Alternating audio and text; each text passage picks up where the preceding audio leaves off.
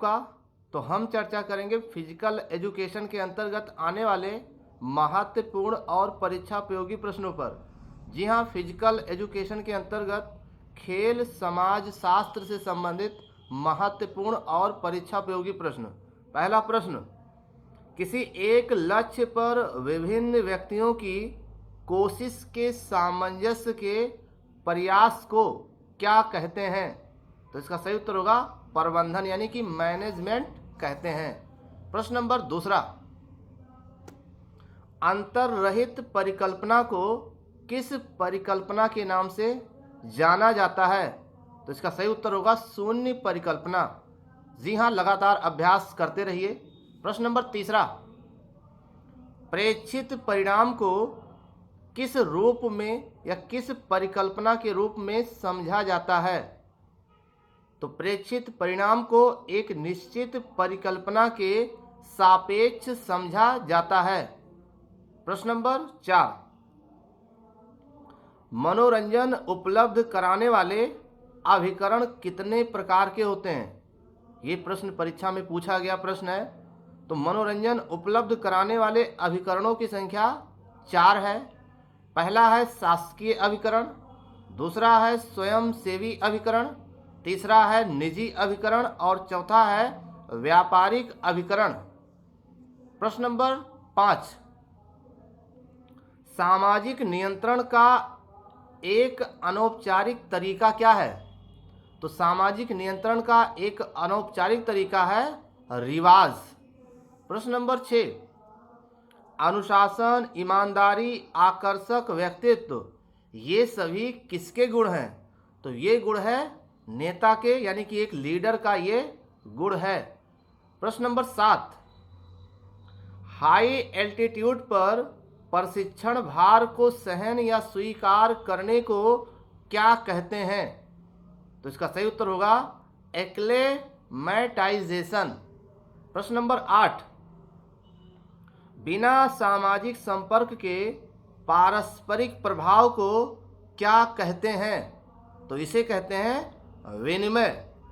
प्रश्न नंबर 9, समाज का एक आधारी एकक परिवार है, ये किस मनोवैज्ञानिक का विचार है? इसका सही उत्तर होगा डॉक्टर लॉरेंस विल्सन। प्रश्न नंबर 10, संबंधों को चित्रात्मक रूप से अभिव्यक्त करने के साधन को क्या कहते हैं? तो संबंधों को चित्रात्मक रूप से अभिव्यक्त करने के साधन को सोशियोग्राम कहते हैं। जी हाँ, इसमें जितने भी प्रश्न दिए गए हैं सभी प्रश्न बहुत ही महत्वपूर्ण है। प्रश्न नंबर 11, कैंप के दौरान कौन सा गीत गाया जाता है? तो कैंप के दौरान सारे जहां से अच्छा गीत गाया जाता है। प्रश्न नंबर 12, सारे जहां से अच्छा हिंदोस्तां हमारा, ये किसने लिखा था? तो ये लिखा था मोहम्मद इकबाल ने 1905 में। प्रश्न नंबर 13, भारत में शिविर के लिए सबसे अच्छा मौसम कौन सा है? तो इसका सही उत्तर होगा वसंत ऋतु। प्रश्न नंबर 14, शिविर की अवधि कितनी होती है? तो शिविर की जो अवधि होती है वो 1 दिवसीय भी हो सकती है, साप्ताहिक भी हो सकती है और मासिक शिविर भी हो सकती है। प्रश्न नंबर 15, कैंप फायर समिति कहाँ पर होती है? तो ये होती है शिविर में। प्रश्न नंबर 16, राजकुमारी अमृत कौर स्कीम कब लागू हुई? तो इस 1953 में राजकुमारी अमृत कौर स्कीम लागू हुई। जी हाँ, लगातार अभ्यास करते रहिए। हम लोग एक चीज़ को कई बार पढ़ लेते हैं लेकिन फिर भी याद नहीं रहता, इसलिए अभ्यास करते रहिए ताकि गलती ना हो। प्रश्न नंबर 17, अखिल भारतीय खेल समिति का गठन किस वर्ष किया गया? 1954 में। देखिए, ये जो प्रश्न है सभी महत्वपूर्ण प्रश्न है। अभ्यास न करने की वजह से ये भी प्रश्न गलत हो जाता है। ये परीक्षा में आने वाला प्रश्न है। जब इसको आपको याद नहीं होगा तो फिर आप कौन से प्रश्न करेंगे? इसलिए याद करते रहिए, बार बार पढ़ते रहिए, एक ही चीज़ को कई बार पढ़ते रहिए ताकि याद हो जाए। पढ़ने का मतलब होता है याद होना।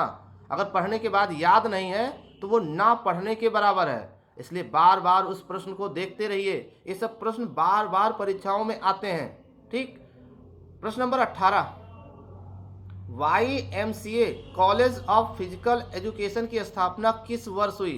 1920 में। देखिए कितना बढ़िया क्वेश्चन है, ये बार बार परीक्षाओं में पूछा जाने वाला प्रश्न है। बिल्कुल रटा होना चाहिए, बिल्कुल याद होना चाहिए। प्रश्न नंबर 19, YMCA की स्थापना कब हुई थी? 1920 में हुई थी।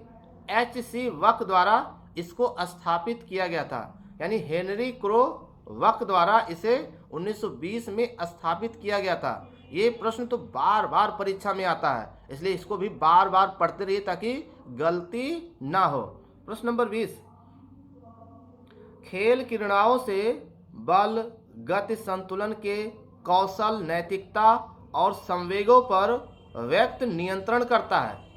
यानी खेल क्रियाओं से बल, गति, संतुलन के कौशल, नैतिकता और संवेगों पर व्यक्ति नियंत्रण करता है। ये किसका विचार है? तो ये है रूसो का विचार। प्रश्न नंबर 21, प्राचीन शारीरिक गतिविधियों में शामिल नहीं है। क्या नहीं शामिल है? फायरिंग ये प्राचीन शारीरिक गतिविधियों में शामिल नहीं है। प्रश्न नंबर 22, राष्ट्रीय सेवा योजना यानी NSS की शुरुआत किस वर्ष से हुई? तो इसकी शुरुआत हुई 1969 से। जी हाँ, खेल समाज शास्त्र से संबंधित और भी महत्वपूर्ण प्रश्नों पर चर्चा इसके हम अगले वीडियो में करेंगे। बहुत बहुत धन्यवाद।